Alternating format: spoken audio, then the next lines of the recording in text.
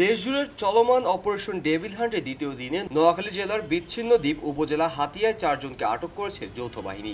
রবিবার রাতে হাতিয়া উপজেলার বিভিন্ন এলাকায় যৌথ বাহিনীর অভিযান চালিয়ে তাদেরকে আটক করা হয়।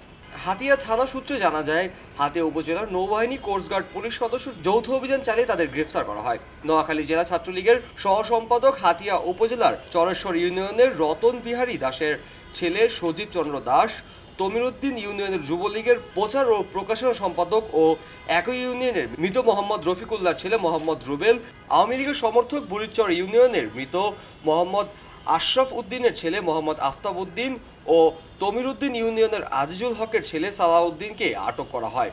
আটককৃতদের বিরুদ্ধে নাশকতার বিভিন্ন অভিযোগও রয়েছে। হাতিয়া থানার ভারপ্রাপ্ত কর্মকর্তা ওসি এ.কে.এম. আজমল হুদা খবরের কাগজকে বলেন, অপারেশন ডেভিল হান্ট দ্বিতীয় দিনের হাতিয়ার 4 জনকে আটক করা হয়েছে। আটককৃতদের বিরুদ্ধে আইনগত ব্যবস্থা প্রক্রিয়াধীন রয়েছে। একই সঙ্গে নৌবাহিনী, কোস্টগার্ড ও পুলিশের যৌথ অভিযান অব্যাহত রয়েছে।